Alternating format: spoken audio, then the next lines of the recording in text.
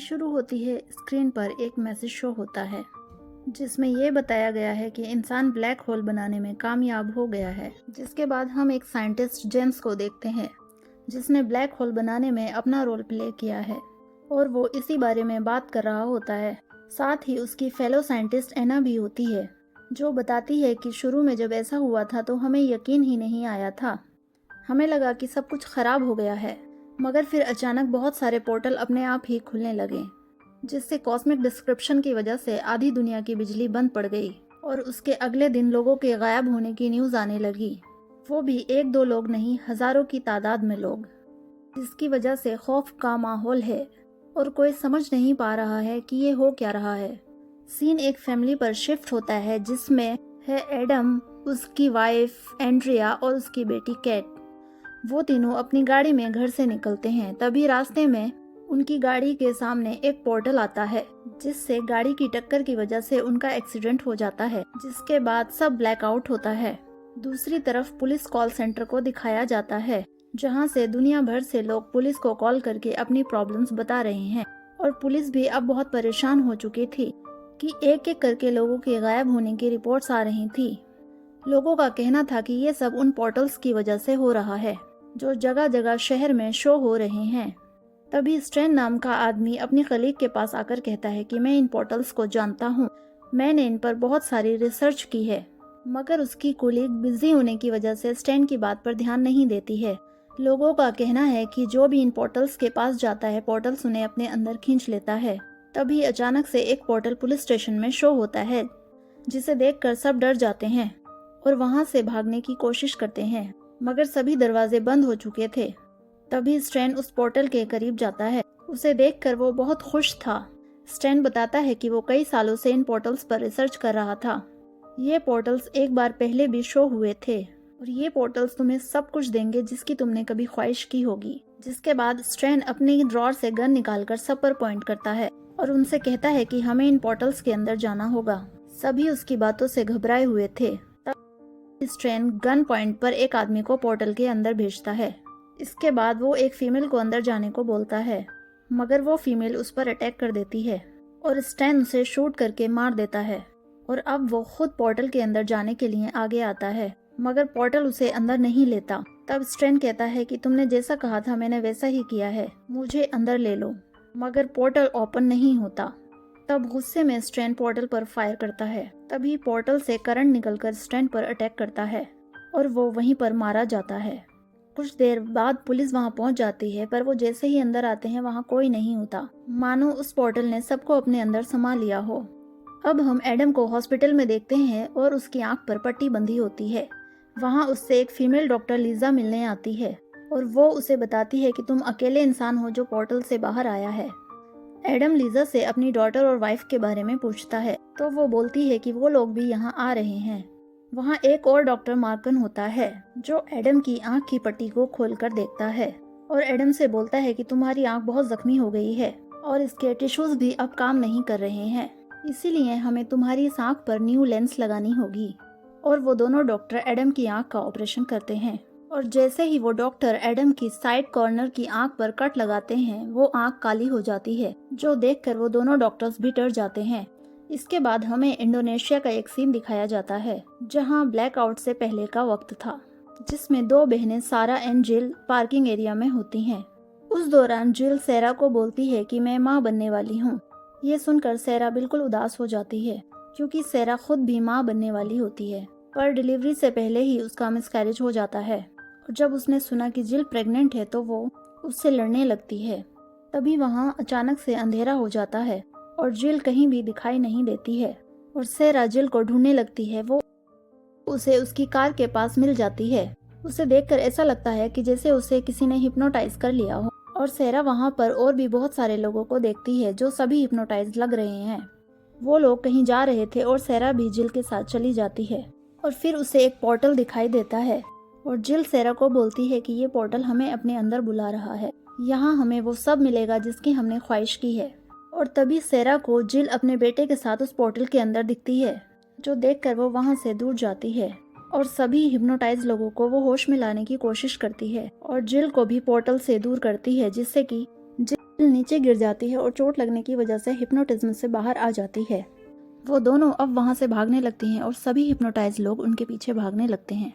सेरा जिल को कहीं बैठाकर कार लेने जाती है और उसको कार में बैठा के जाने लगती है। जैसे ही वो जाती है तो एक हिप्नोटाइज लड़की उनकी तरफ आती है और कार में बैठ जाती है। कार में जिल फिर से हिप्नोटाइज हो जाती है और वो कार को सीधा पोर्टल की तरफ घुमा देती है। अब पोर्टल से निकलने वाली तेज रोशनी की वजह से सेरा भी हिप्नोटाइज हो जाती है, जिसके बाद वो दोनों ही पोर्टल में चली जाती हैं और सेरा की आंख फिर से खुलती है तो वो देखती है कि वो उसी पार्किंग एरिया में है और वहाँ कोई और नहीं है। और वो थोड़ा आगे चलती है तो उसे जिल दिखाई देती है, जिसके हाथ में एक बच्चा होता है और वो बच्चे को सेरा को दे देती है और फिर खुद गायब हो जाती है। ये देखकर सेरा परेशान हो जाती है, लेकिन वो उस बच्चे के साथ खेलने लगती है। वो अब भी उस पोर्टल में ही है। नेक्स्ट सीन में हम एडम को देखते हैं जो लिजा के साथ था। लिजा उससे पूछती है कि तुम्हें अब कैसा फील हो रहा है, क्योंकि तुम्हारी आंख में अब न्यू लेंस लगा हुआ है। तो वो उससे कहता है कि ठीक ही फील हो रहा है, लेकिन वो थोड़ा अनकंफर्टेबल है। एडम अब वॉशरूम में मिरर के आगे अपनी पट्टी उतारता है और अपनी आंख चेक करता है जो ब्लैक थी, जिसको देखकर वो खुद ही बहुत परेशान हो जाता है और फिर से डॉक्टर लिजा के पास जाता है और उससे अपनी फैमिली के बारे में पूछता है।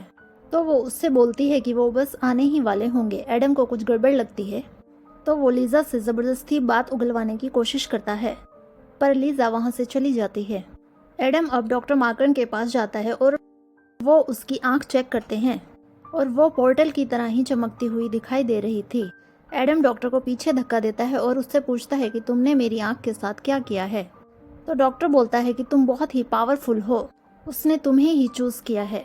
तुम वो अकेले ही इंसान हो जो उस पोर्टल से बाहर आए हो और उसने तुम्हें गिफ्ट दिया है जो तुम्हारी आंख में है, पर तुम इसके काबिल नहीं हो, इसीलिए तुम इसे मुझे दे दो। और फिर वो एडम की आंख निकालने लगता है। वो एडम की आंख निकालने ही वाला होता है कि पीछे से लिजा आकर उसे गन से शूट कर देती है और वो वहीं पर मारा जाता है। लिजा एडम को बताती है कि मेरी और तुम्हारी फैमिली उस पोर्टल के अंदर हैं और सिर्फ तुम ही वो इंसान हो जो ये बता सकता है कि वो लोग कहाँ हैं। हमारी आखिरी उम्मीद तुम ही हो। एडम बोलता है कि मुझे तो कुछ भी याद नहीं है, इसलिए लिजा उसे एक लॉकर में ले जाती है और उसे एक पोर्टल दिखाती है जो डॉक्टर मार्कन का था। लिजा उसे बोलती है कि तुम्हें इस पोर्टल में जाना होगा और उन सब का पता लगाना होगा, इसीलिए लिजा उसे एक हाई रेडियो एक्टिव लाइट से ऑन कर देती है। और जब एडम उस पोर्टल के सामने खड़ा होता है तो उसमें बहुत ही अजीब सी आवाज़ निकलती है, जिससे लिजा का सर वहीं पर फट जाता है। पर एडम हिम्मत करके पोर्टल के अंदर जाता है और अंदर जाकर वो एक रोड पर आ जाता है और उस रोड पर उसे एक होटल नजर आता है। वो उस होटल के अंदर जाता है जहाँ देखता है उसमें वो बहुत सारे जेल होते हैं, जिसमें एक जेल में वो एक दूसरे एडम को देखता है जिसने सुसाइड कर लिया था। तभी एडम को कैट की आवाज़ आती है और वो एक दूसरी जेल में घुस जाता है जहाँ से वो एक घर में पहुँचता है और वहाँ कैट को देखता है, लेकिन कैट उसे नहीं पहचान पाती क्योंकि कैट अब बड़ी हो गई है और वो वहाँ से भाग जाती है। एडम भी उसके पीछे भागने लगता है और वो एक रूम में चला जाता है जहाँ एक बहुत बड़ा मिरर लगा हुआ था और मिरर में जो एडम की रिफ्लेक्शन होती है वो एडम को चेयर पर बैठने के लिए बोलती है। एडम चेयर पर बैठ जाता है और वो रिफ्लेक्शन उसको बताता है कि जो लड़की तुमने देखी थी वो तुम्हारी अपनी ही बेटी है जो फ्यूचर में रह रही है, और देखो तुम्हारे बगैर कैसे खुश हैं, और तुमने खुद भी तो उसे साइड कर लिया। एडम उस रिफ्लेक्शन से पूछता है कि तुम कौन हो और तुम हमसे क्या चाहते हो। तो वो रिफ्लेक्शन उसे बताता है कि मैं वो हूँ जिसने तुम्हारी आंख में ये लेंस लगाया है ताकि मैं तुम्हारी आंखों से ये दुनिया देख सकूं। और अब भी तुम अपनी फैमिली के साथ हैप्पी रहना चाहते हो तो तुम्हें एक सौदा करना होगा। अगर तुम अपनी दूसरी आंख में भी मेरा लेंस लगा लो तो मैं तुम्हें उसी टाइम में भेज दूंगा जब तुम्हारी कार मेरे पोर्टल से नहीं टकराई थी, और तुम अपनी फैमिली के साथ फिर से रह सकते हो। तुम्हें मेरी बात माननी होगी और अगर तुमने नहीं माना तो मैं तुम्हारी आंख डिस्ट्रॉय कर दूंगा और तुम अपनी फैमिली को कभी नहीं मिल पाओगे। एडम के पास कोई और ऑप्शन ना होने की वजह से वो मान जाता है और वो अपनी आंखें बंद कर देता है, पर जब उसकी आंख खुलती है तो वो एक उस घर के बाहर होता है जो उसका अपना घर ही था। जब वो उस घर के अंदर देखता है तो उसकी बेटी और उसकी बीवी उसका इंतजार कर रहे होते हैं। फिर एडम का रिफ्लेक्शन उससे बोलता है कि अब तुम्हें अपना वादा पूरा करना होगा, लेकिन एडम उसकी बात नहीं मानता और वो अपनी दोनों आंखें निकालकर बाहर रख देता है, जिससे वो रिफ्लेक्शन तड़पने लगता है। और एडम उस टाइम में आ जाता है जब उसके साथ ये पोर्टल वाला वाकया हुआ था। और पोर्टल वाले एक्सीडेंट के बाद वो खुद को हॉस्पिटल में पाता है जहाँ पर उसकी वाइफ और बेटी उससे मिलने आते हैं, जिनको देखकर वो बहुत खुश होता है। और अब उसकी दोनों आंखें नहीं हैं। अब लास्ट सीन में हम यूके में 3 मंथ के बाद का टाइम देखते हैं, जहां पर ड्रीम्स एंड एना अब भी उस पोर्टल पर रिसर्च कर रहे थे और उन्होंने 2 पोर्टल्स को एक साथ कनेक्ट कर लिया था ताकि वो दोनों पोर्टल से गुजर कर कहीं पर भी जा सकें। जैसे ही एना पार्क में रखे पोर्टल से गुजर कर जाती है तो वो सीधा जेम्स के पास आ जाती है। ये देखकर दोनों खुश हो जाते हैं। उसके बाद दोनों साथ जाने का डिसाइड करते हैं।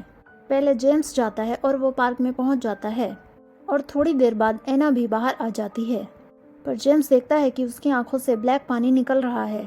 तभी एना जेम्स का सर पकड़कर उसे तोड़ देती है और जो जेम्स में शैतानी रिफ्लेक्शन आया था वो अब एना में आ चुका है और एना बोलती है कि अभी तो सिर्फ पोर्टल शुरू हुआ है, यानी वो शैतान अभी भी जिंदा है। और इसी के साथ मूवी एंड होती है।